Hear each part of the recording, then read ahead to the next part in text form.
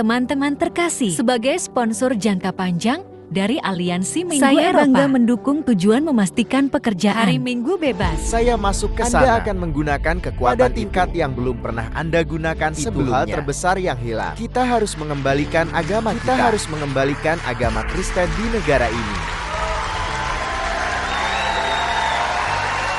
Oh bagus. Halo semuanya, saya menemukan beberapa informasi hari ini yang sangat ingin saya bagikan kepada Anda. Jadi saya akan menunjukkan kepada Anda sekarang apa yang sedang kita lihat. And this comes from the Catholic Church in the European Union. So if we look here at the title, European Sunday Alliance issues new manifesto, promoting a work-free Sunday for all.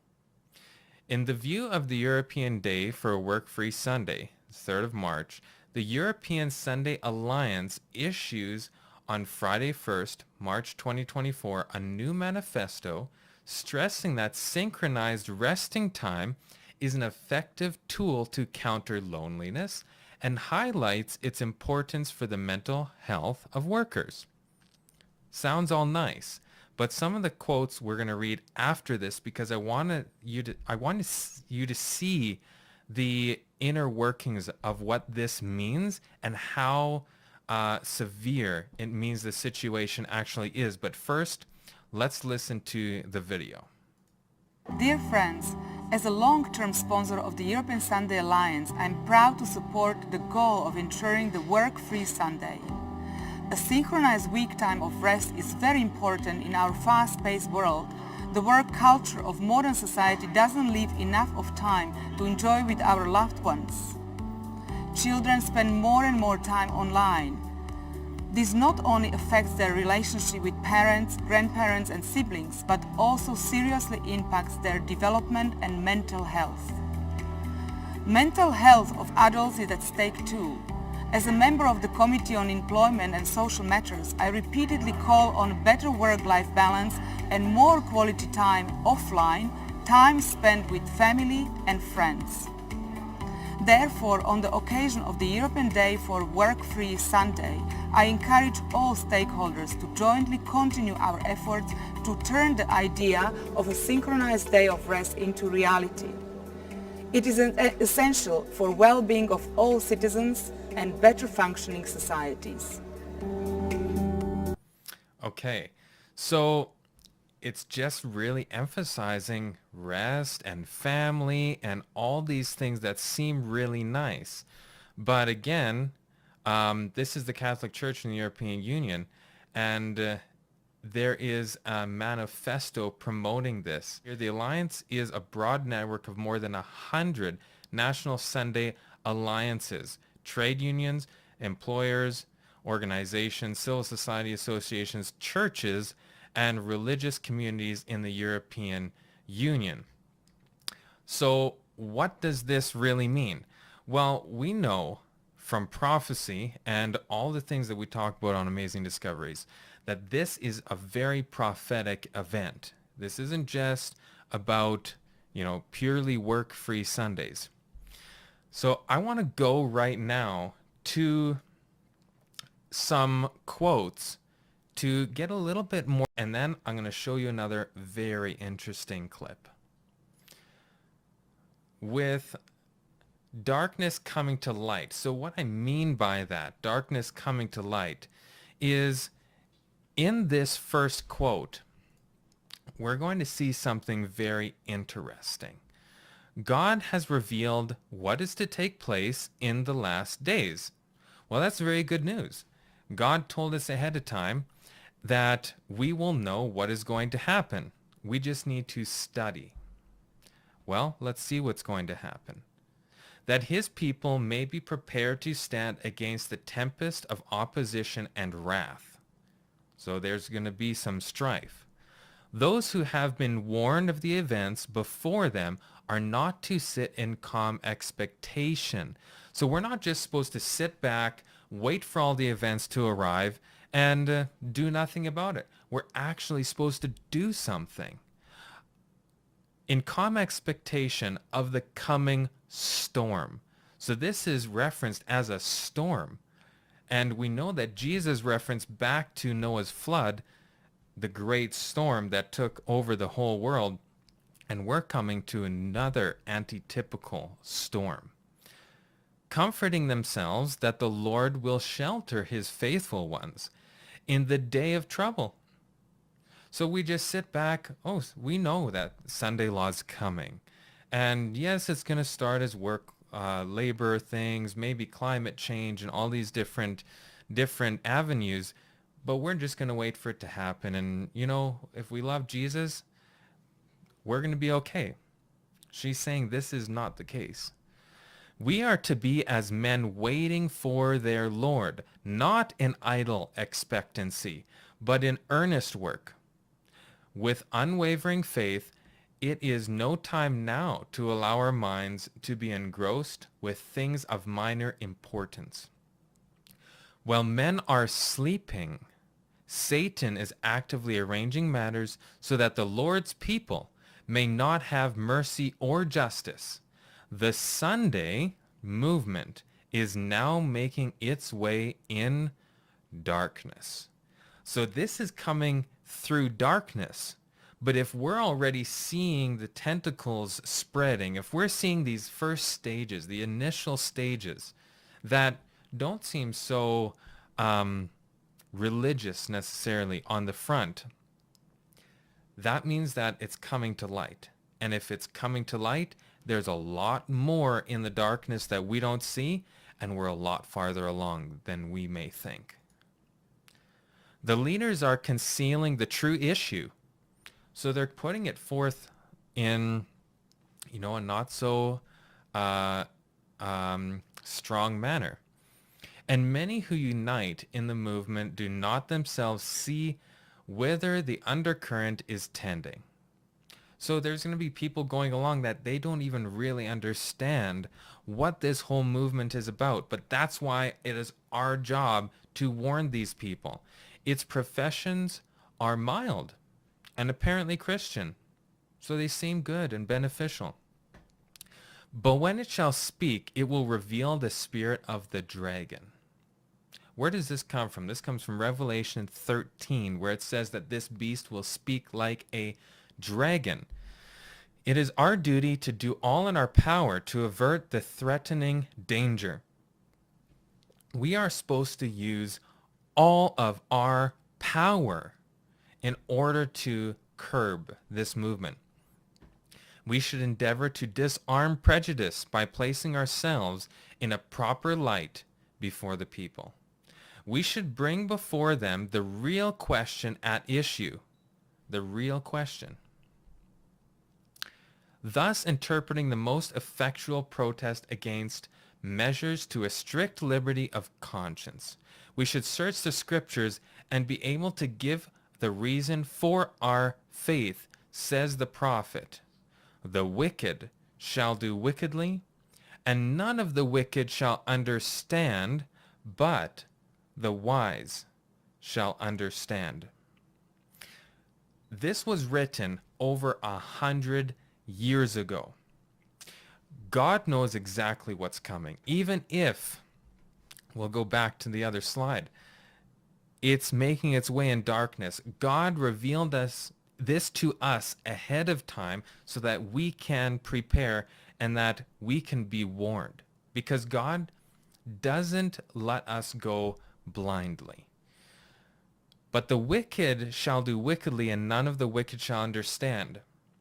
This is very interesting because it's comparing wicked from misunderstanding. And wise shall understand. And you could in turn use that word wise and say righteous. So you have the wicked are those who are believing error, and you have the wise who are believing truth. And why are they either believing truth or error? Because are they studying or are they not studying? And are they following people and institutions or the Bible and God? They should work more earnestly to delay as long as possible the threatening calamity. If in our land of boasted freedom, a Protestant government should sacrifice every principle which enters into its constitution and propagate papal falsehood and delusion, well, may we plead, it is time for thee, Lord, to work, for they have made void thy law. Some may think that because it has been revealed in prophecy that our nation shall restrict the conscience of man, it must surely come. And that if we make an effort to preserve our liberty, we shall be acting the part of unfaithful servants, and thus come under the condemnation of God. But this is not the case. Just because God said that eventually this will happen doesn't mean we are supposed to go along with it. Because we're not supposed to go along with error in any way. Even if God says that error will happen, we should not go along with it. God warns us that there will be false Christs, but that doesn't mean we should go along with them either. So we need to make sure that we are standing up and warning people about this. Now, I want to show you another very interesting clip, and then we're going to go back to a couple more quotes. Now, this was from NRB. This was in Nashville just 1 week ago. And we might go a little bit more in detail into this in another video, but I just want to show you this one short little part here showing how actually urgent and that all these things are taking place. It's happening so fast and everything's happening all at the same time. We need to be aware of the events. You have such power, but you weren't allowed to use that power, and you're now allowed to use it. I get in there, you're going to be using that power at a level that you've never used it before. It's going to bring back the churchgoer. I mean, you have to see, I don't like the charts when I see charts where they're going in the wrong direction. We don't like that. We're going to bring it back. So he says here, this power that you're going to have, and this is going to bring back the churchgoer. So just like in the quote, she said that it'll look Christian and it'll look positive. And this is what's happening here. But you're going to see. I really believe it's the biggest thing missing from this country. It's the biggest thing missing. We have to bring back our religion. We have to bring back Christianity in this country. Okay. That's all I'm going to show of this right now, but he really said a lot here. And the thing we have to understand is when a politician comes and is saying things like this, it's connected to policy and procedures and law. So when he's saying this, you will have power back. What power is this? This is power to actually enforce religious laws. So this goes back to Revelation 13, where it says that actually the church and state will be mingled. We read in Mrs. White's writings that the toes of iron and clay represent the mingling of churchcraft and statecraft. And that is exactly what he's talking about here, that it'll come from a Protestant government. It'll come from someone who looks like they're doing a Christian service, but it's in so darkness that we can almost not even see how sinister the work of this is, and that it'll end up speaking like a dragon and persecution will follow. So let's go back to our quotes here. This peril now threatens the people of God. And what are we going to do? Can we not assist in lifting the standard and in calling to the front those who have a regard for their religious rights and privileges? God calls upon us to awake because we're sleeping. All the virgins slept in the parable of Jesus. We're all Laodicean. We need to be waking up. We know the end is near.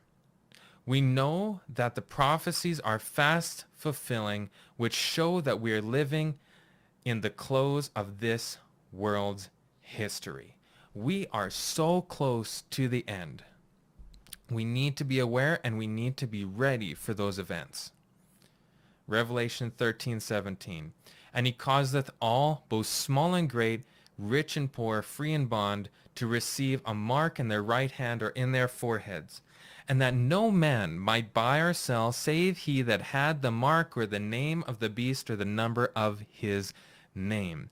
We will not be able, if you're on God's side and you don't take the mark of the beast, to buy or sell. This is a very serious and solemn topic for the people of God. Because if we take the seal of God, we will not be able to buy or sell. And what does that mean for God's people? It's not just sit back and relax, like she said. We need to be in action, preparing for the storm that's coming. We weren't planning on doing these videos quite yet, but there's so many events happening on the news and around the world right now that we just felt a real urgency to start sharing this with you right now. So we're going to have a series that's going to be ongoing. You can post questions in the comments below regarding the Sunday law, mark of the beast, end time events, and we're going to be going through point by point little studies comparing what's happening in the world today, all on this topic, and how we can get ready, because that's a very important point. We don't want to just talk about all the bad things. We want to give the things that we can do and the things that God has told us to do in order to get ready for this. So thank you so much for watching. Like, share, and subscribe. And I pray that you are blessed by this and that this gives you a fervent desire to get back in your Bible and to study so that we can be wise servants. God bless.